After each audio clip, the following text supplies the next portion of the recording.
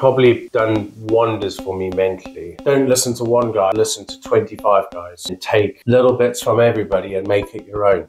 Nothing beats food. People that drink a protein shake for a meal is as wrong as it gets. Is your fitness the same as a life jacket? Should you be physically fit to make sure you're staying mentally fit, whether you're leading a team or running a business? This week, we talk about fitness, how to keep fit and what you can do to stay fit for that exact reason. Keep listening. This is Leadership Herding Cats. Leadership, it can be just like herding cats. Ever tried that before? Yeah, so when we were talking just in general conversation before, you were dropping all these massive bombshells on me of like, what's good for you, what's not good for you, and everything else. And I'm thinking, yeah, I'm reasonably fit. And I'm thinking, God, I'm running my guts out for nothing. So yeah, I wanted to have a chat with you because I think that you were giving us some really good information about what is useful to keep fit and stuff like that. And I've been, during a lot of our series, I've been talking about how it's important to stay physically fit, to stay mentally fit and things like that, really. And I know we're on a similar wavelength. So, but tell me a bit about your regime. Only a little bit, but That's you're a little bit more physically fit than me. Yeah, so. okay. So basically I'm more into like the sort of bodybuilding side of fitness, where I do cardio, but I don't do your running or jogging and stuff like that, because that doesn't benefit me for what I want fitness-wise. I do steady state cardio, so like hill walks and jump rope and things like that. But it's like you say, it's like the reason why I do it is because it's not just physically, it makes me feel good and look good as well. Mentally, it does. But but the thing is that this is what's like, people have sort of a misconception. It's like, people that are in good shape come across as very egotistical. But then at the same time, it's like it's so difficult to not understand. But if you physically feel and look good, it's very difficult not to appreciate yourself. And people don't like it as much as like, they don't understand it, because I get it all the time. People call me ego. I'm egotistical. My best friend's a mirror and stuff. But bloody hell, work hard.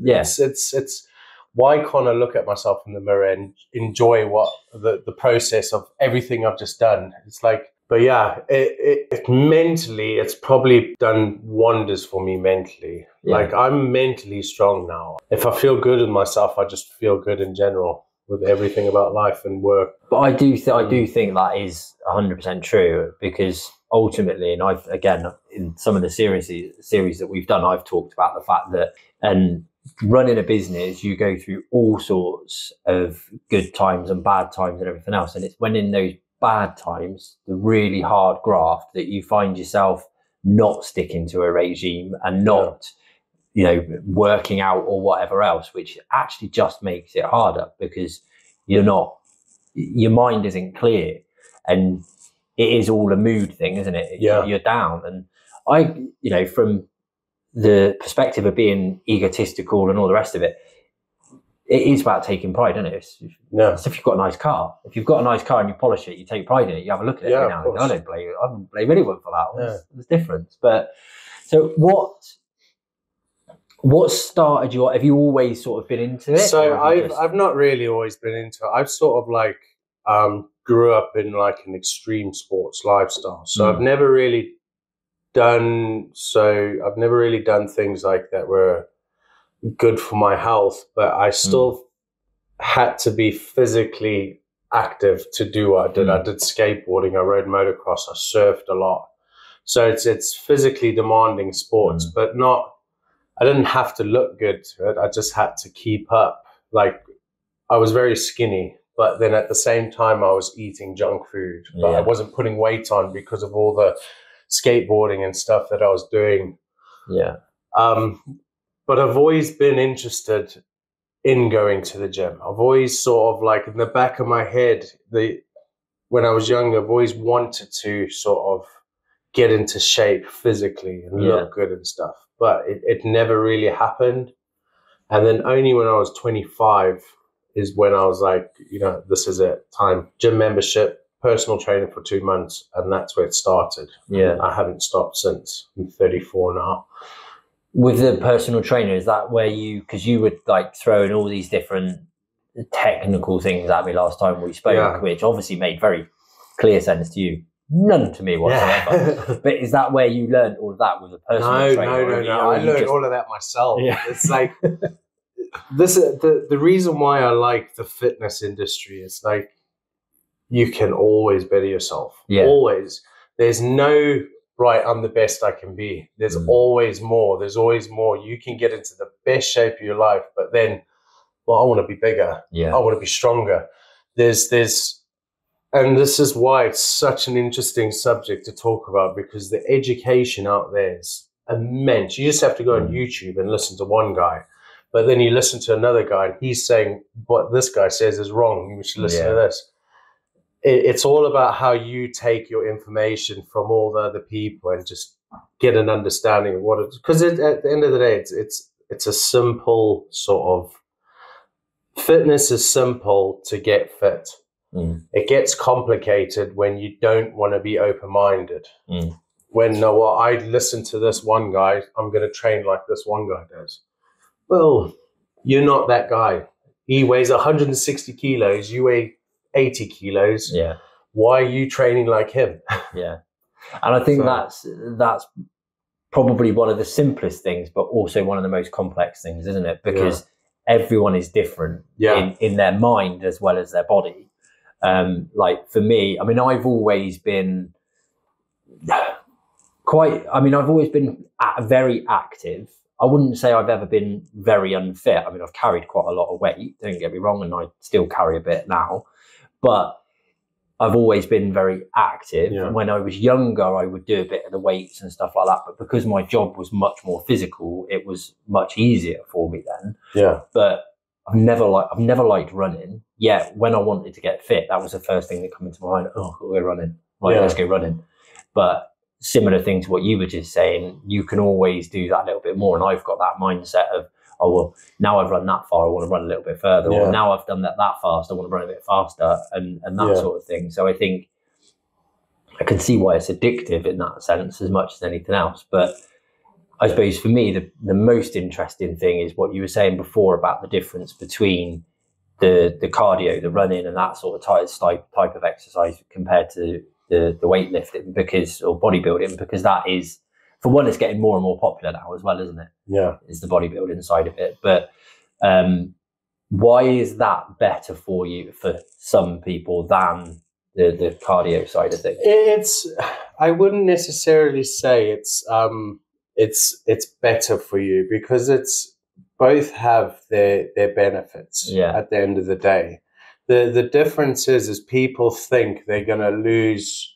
The problem what people have nowadays is because they're not educated, they don't want to do some research. They think, well, I've got a bit of weight. First thing I think I'm going to do is run. Yeah. Because it's the easiest thing. You put a pair of shoes on, you run outside your door and you're running. There's no gym membership. There's nothing. That doesn't work. It will make your cardiovascular system better, but it won't get you into shape. It won't give you a six-pack. It won't build muscle. It will help you for your body using its endurance for longer. So it won't make you out of breath and stuff like it. Good for your lungs, because it's sort of, running is teaching your body how to sort of manage your body how it is. The good thing is, like, look at long distance runners. Do you ever see a long distance runner that looks like a bodybuilder? No. Look at 100, but then look at 100-meter runners. Yeah. Have you seen how big 100-meter runners are? Yeah. Because they're using their muscles for short bursts of energy. Yeah. That's why they have these massive muscles, shoulders, legs, because they've built all this muscle to use quickly. Yeah. Where long distance runners don't need muscle. They just have to keep moving.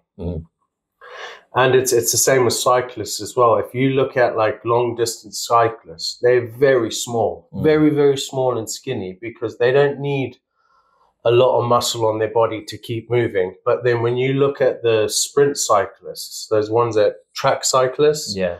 if you see the size of their legs, they're massive, massive, massive legs because they need all these muscles for the bursts of energy. So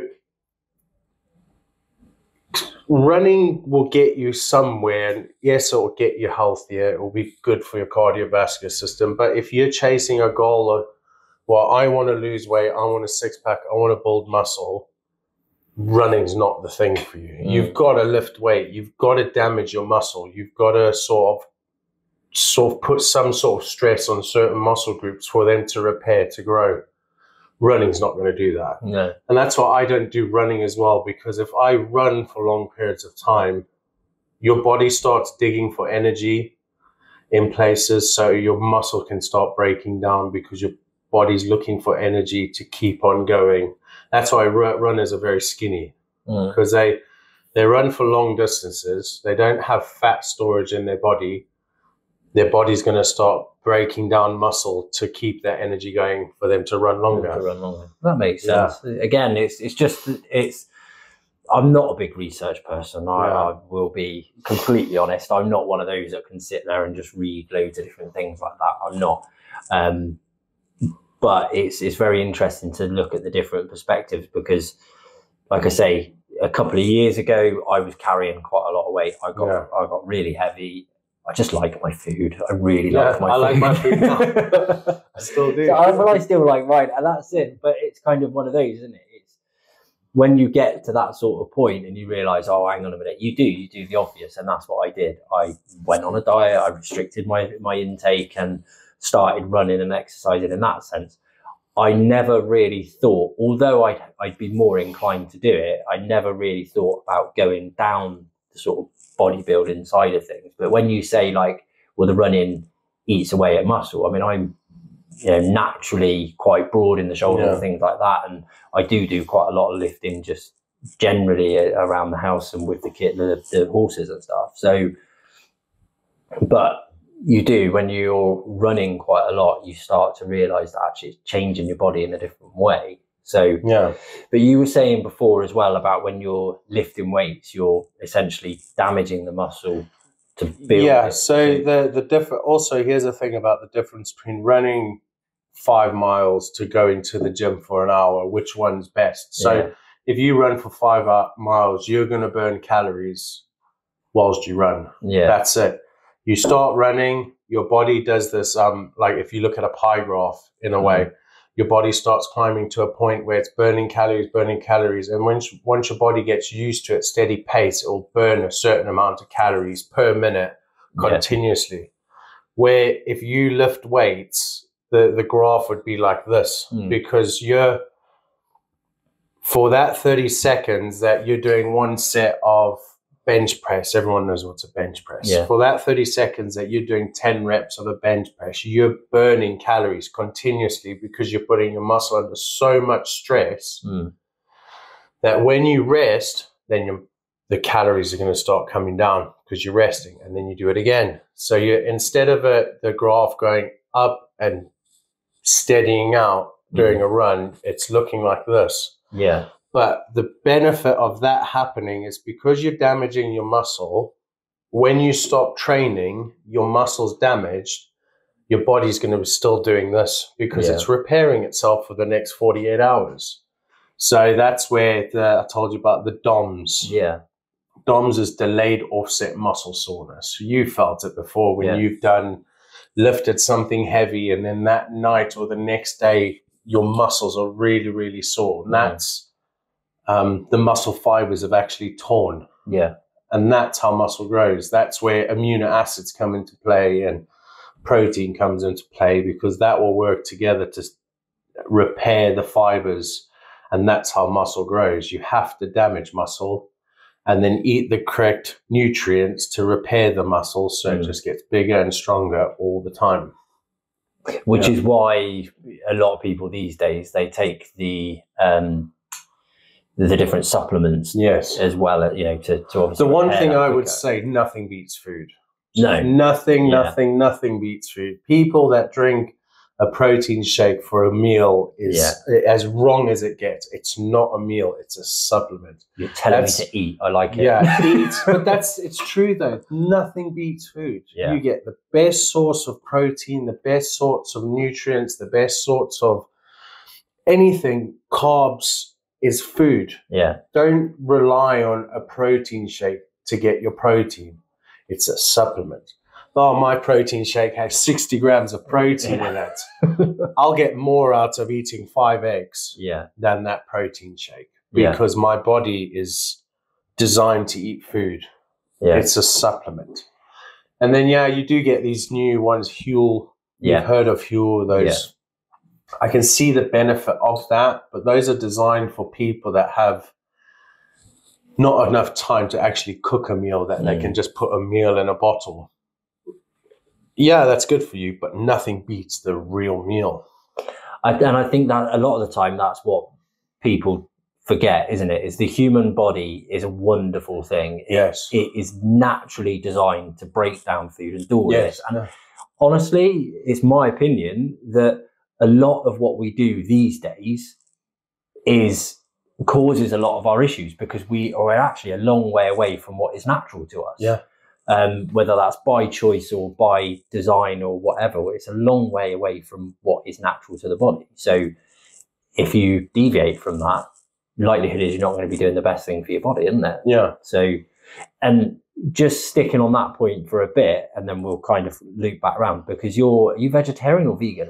And I know this is a choice, and we'll go into that choice a little bit more. The position I'm in, I don't want to label myself as one thing because one day I'll have milk or one day I'll have eggs and things like that. People that will label themselves as, say, if I'm vegan. So vegan is more of a lifestyle. Let me just say that. So that's no leather in your cars, no leather shoes. That's vegan. I'm not like that. I've got a leather phone case. I'm not vegan. I see myself as more... 98% of my diet is plant-based. Yeah. So that's the way I would say it. I do eat a lot of eggs to get protein, but I don't eat meat. Yeah. And I don't eat meat because of the choice, because it's like we said before, it's because I believe the quality of meat nowadays in supermarkets is just horrendous. The meat is not supposed to look the way it does in most places. And to get quality meat is so expensive. Yeah. And I do see the ethical side of, like, me eating stuff from supermarkets. You are contributing to the way how these people are treating animals horrendously. There should be more of a humane way to be dealing with things like that. Before we dive too deep into this week's podcast, I want to tell you a little bit about our sponsors, which is Vapor Clean Commercial Cleaning Services. Vapor Clean provides commercial contract cleaning throughout the Southwest. If you run a business with premises that needs cleaning on a daily basis, then we can provide that service for you regularly, sufficiently, and consistently to the highest standard. We provide trained professional operatives that are audited and supported the right way, making sure you have the highest standards all year round. If you want to know more, get in touch. But for now, back to the podcast. I do have a soft spot. My wife is vegan, but she's not strictly vegan. She sees the benefit of, she'll never buy anything new that has leather, but she'll buy something that is secondhand that has leather because you're just recycling the thing that's already made. But I probably feel the best I've ever felt doing it because what I eat is just not crap. Yeah. Nothing. But it's more, and the reason I bring that up, the reason I ask that question is more in it than anything, probably from my ignorance, because if, you said then you eat eggs and bits and pieces for the protein, and that's my biggest question. So where does that come from? If it's plant-based, what do you need to focus on for that protein and the other things that you need? So I do take supplements and vitamins, but the supplements, well, I wouldn't even say I take supplements. The only supplement I actually take is creatine. Right. And creatine comes from meat and eggs. So that's one thing. You can probably get it from plants, but it's very, very, very little in plants. But you get a lot of creatine from meat and eggs. Yeah. And creatine is probably the cheapest supplement you can buy from any place. Creatine monohydrate looks like white powder in a tub. And all that does is help water go into your muscles. So your body's actually using the water you're drinking instead of just filtering it out and getting rid of it. Right. So that is probably, creatine is the best, most researched supplement ever, and it works. Right. It works 100%. You can buy a tub of creatine that lasts you 3 months for a tenner.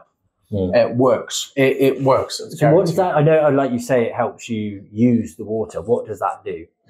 It gets into your muscles. So it goes into your muscles, and then when you drink water, your body uses the water that you've drunk to go into your muscles. Like it absorbs into your muscles a lot better. That's all it does. It helps. It's the same as salt.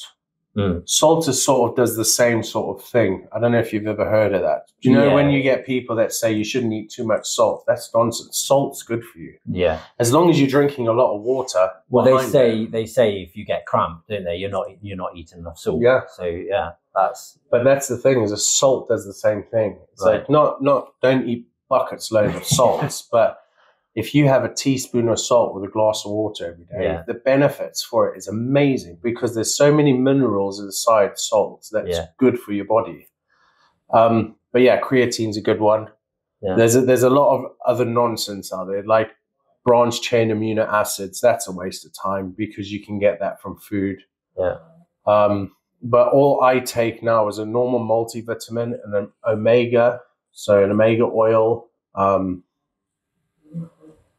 calcium and magnesium. Those are the only 3 vitamin tablets I take, and then creatine on the side every day. Other than that, I eat a lot of oats. I eat a lot of nuts. A lot, like every day, a bag of nuts. So I get a lot of my protein. I saw you munching on them earlier as well. Yeah. I eat like one of those bags. I eat one of those a day. Yeah. And that one bag's like 3,000 calories. Yeah. Yeah. There's 3,000 calories in one bag of nuts. And that's just a bag of nuts. Then I have 3 packs of oat bars. I have a bowl of cereal in the morning. I have 1 coffee, and then I'll have 1 cooked meal when I get home. But my cooked meal could be a spaghetti bolognese, but instead of mince, it's lentils. Yeah. Pasta with pasta sauce, enchiladas, and then you can get all your protein from like red kidney beans, lentils. There's so much out there, and this is what I liked about going plant-based. It actually teaches you how to cook. Because with meat, how easy is it to buy a piece of chicken, spice it up, chuck it in the oven? Oh yeah, done. Yeah. You can't do that with a potato. You put your potato in the oven, you sprinkle spice in it, you're going to get a potato that has spice in it. Yeah. It's going to taste like. And this is what, like, my wife going vegan, now she's an amazing cook because it's actually taught her how to cook. And everything we eat is natural foods. And I think, again, going back to that is such a big difference. I mean, we're not vegan, vegetarian. We eat a lot of meat. I do like my meat. So, but everything we do is cooked from fresh. I say we, not me. I can't cook for toffee. Burn toast. Exactly. But my wife cooks a hell of a lot, but it's all proper cooked food. Yeah. And that was our biggest step into getting healthy, because we realized that a lot of our food wasn't. It was a bit more processed. It was easier. It was quicker. It was all that sort of stuff. But it just wasn't as natural. Whereas now everything is fresh. I mean, don't get me wrong. The shopping bill is much bigger because fresh costs more. Like you were saying, it's like I say. It's like people think that I eat fruits and vegetables. Yeah. Still costs a fortune. It costs just as much as eating meat because it's quality. It's more expensive to eat healthy than it is to eat badly. I think that's half the problem, especially in the UK at the minute, is it is so much cheaper to eat the rubbish, cheap microwave meals or chicken nuggets, whatever it is, crisps and this and that and everything else. I mean, that bag of nuts you're talking about isn't going to be cheap, is it? Surprisingly from Aldi, they're quite cheap. Right. Okay. From everywhere else for the size, like when you look at what you've spent to what you get. But if you compare that to, packets of crisps in Sainsbury's or something, or Aldi now, how do they sort of compare cost-wise? I mean, you'd have to eat a hell of a lot more crisps to fill you up, I should imagine. It's pretty good. That bag costs about £1.70. Okay. And it's 400 grams of all sorts of nuts, almonds, pistachios, like peanuts, coconut shavings, bananas. It's got, there's a lot in there for £1.70. It's not bad. You buy a sandwich that has 600 calories for that price. That thing's got nearly 3,000 calories for £1.70, and it's quality food. And then people would still say, oh, but it's a lot of fat. But it's good fat, though. Yeah. It's the best fat. If you eat the right fat, you're not going to get fat. It's this processed fat that your body can't break down, that has to store itself because your body's not breaking it down quick enough. If you eat natural fats, your body's used to it. It'll break it down like that. It will go through your system before you know it. Yeah. Which again comes down to knowing this stuff, doing a bit of research, and just having a sensible understanding of it more than anything else. The one thing like that, what me and my wife got used to is label reading. Yeah. Ingredients reading. It's helped us a lot with if you pick up something and it's got more than 5 ingredients, but it's meat. If it's a steak and for some reason there's 5 ingredients in it, it's not just steak. Just put it down. And it's the same with like, I'm trying to use examples. Like there's so many things out there that is like garlic bread. If you look at garlic bread, what do you expect to be in garlic bread? Bread and butter. Yeah. But then there's a list of 40 ingredients in there. And then you're like, Yeah, and I think that is just the issue, isn't it? And that's even when you go through cooking a recipe, if you're looking at a whole recipe for a whole meal, then you expect a few more things to be in there. But if you imagine from a home cooked recipe, there's a lot less in that than there is something that you buy in the supermarket. I think we all know these days they inject God knows what's into it to make it taste better and preserve for longer. But this is also the thing, it's like when you with meat, so like I said, my father hunts for his own meat. Nothing beats the kind of meat he can get, the quality. If you went to Tesco's and bought a piece of steak that's fresh, and you go hunt and you shoot a wildebeest or something, and you cut that same piece of meat out and you hang them both up at the same time in the same sort of area, the one from Tesco's will start rotting. The one that comes from the animal will just dry. It won't rot. It just dries out. And then you can still eat it a month later.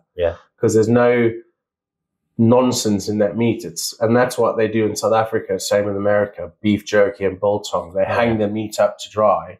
Once it's dried, you can just take a knife and cut it and eat it. And it's amazing.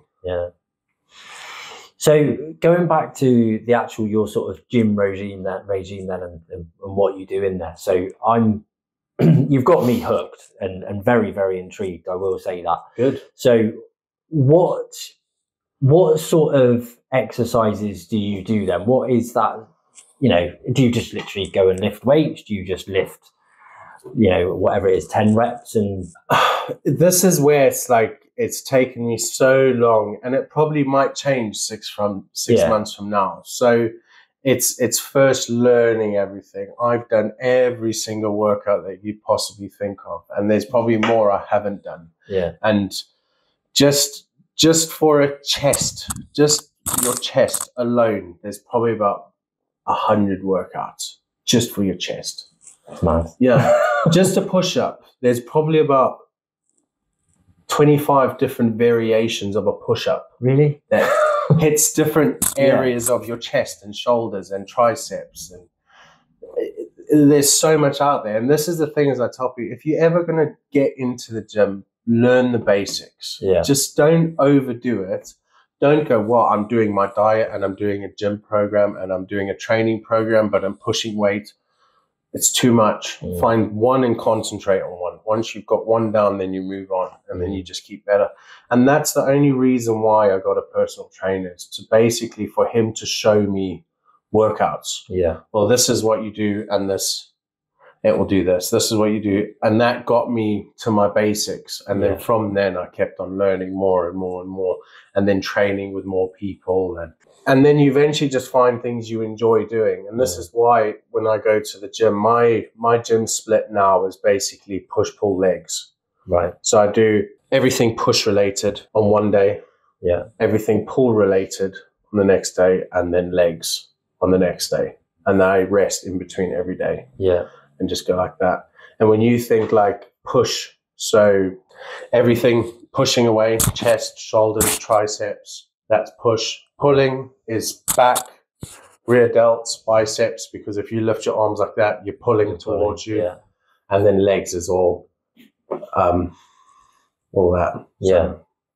Okay. It's super, super complicated, but the information is out there. And don't listen to one guy, rather listen to 25 guys, and then take little bits from everybody and make it your own. Find what you enjoy doing, instead of doing one guy's workout that you, because he looks like an absolute unit, you're doing it, but you might not enjoy it. Just it's fine. Yeah, like we said in the beginning, it's finding what works for you ultimately, isn't it? And I think, because it's not that I do hate running, but I do get something from it. So if I didn't get anything from it, I wouldn't have stuck to it for as long as I have. But in the same sense, there's finding something else that keeps you going, keeps you motivated, and why it works. But it's also your time as well. You need to find something that fits in a certain time that you have. Like, lucky for me, my gym splits, my gym workouts about 2.5 hours long. Yeah. But that's why I have rest days after every single one, because they're so intense and so long. I don't want to go to the gym next day. I'm knackered. I'm absolutely shattered. But the next day after that, I'm ready to go. But then you get people that go 6 days a week. By the end of the week, they're tired. Then they get one rest day. So you're basically fatiguing yourself at the same time. But there are people that benefit from that. And if they enjoy doing it, why stop it? Yeah. So just on when you first started, because 2.5 hours you do now. Now. Yes. When you first started. An hour. Yeah. 5 days a week. 5 days a week for an hour. Yeah, but even that's too long for someone that starts. Yeah, I was going to say 5 days a week. If you have no sort of weight training experience, 3 days a week. Yeah. And if you were doing one particular exercise, so if you were bench press, do you do to boil the basics down, do you bench press as in as many as you can, then stop, move on to something else? No. Or because I read these things about like you do 10 reps, then but you're reading things that people have done for 10 years. At the same time, they're not talking to people that have potentially just started in the gym. The first thing people should get an understanding of is when they go to the gym, learn the basics. Yeah. Just find out how the workout is done. Yeah. And do the workout. Don't set yourself goals of, well, I'm going to bench 80 kilos for 10 reps. Just put on 10 kilos, 20 kilos, and do 5 sets of 10. Even if you do 5 sets of 10 each time and it's easy, get your form and technique right. Yeah. It's like driving a car. If I had to go drive a Formula 1 car, do I expect to be my best if I just jump in and go flat out, or learn how to drive a car and then drive it? Yeah. That's how you should see bodybuilding. Is learn everything first. And then once you get your form and technique right, then you start pushing yourself. Because if you don't get your form and technique right, you will hurt yourself. Yeah. Happens all the time. People break their backs, break legs. I've seen bars drop on people's neck. I've seen bars drop on kids are squatting way more weight than they can manage, that they're only moving it that much, but then the bars will drop on them, and bicep tears and muscles tearing and stuff. It's because they're doing way too much for their body can handle it, and they're doing bad form and bad technique. Yeah. Once your form comes in, then you can start pushing yourself. And the best sort of rep range is you should be failing between 8 and 10. Your last 8, 9, 10 reps should be up. If I do one more, it's not going down. Up. Yeah. Or if someone's with you, if it comes down, they'll lift it up for you. Then you've hit your fail point. Then you've basically fatigued your muscle to a point where you can't do anymore. Yeah. And there's not much better than that, because you've damaged, it's your muscles ruined. Yeah, your next set, you'll probably do it again, but you won't get your 10th rep. Yeah. And that's what I sort of aim to do. Is like, I always aim between 6 to 10 reps, fail 4 sets. Every workout.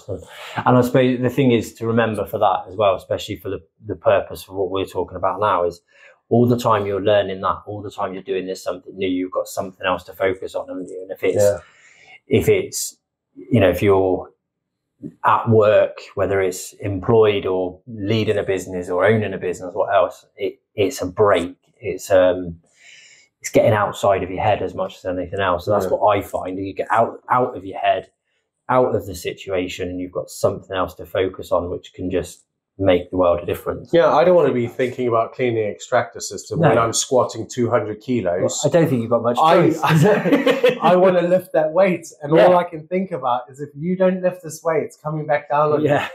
And that's what it's nice, because you all you thinking about is pushing yourself. Yeah, exactly. That's me thinking about doing a carpet clean is not going to make me bench 140 kilos. No. What's going to make me bench 140 kilos is thinking about, if you don't bench this, it's going to drop on you. Yeah. Do it.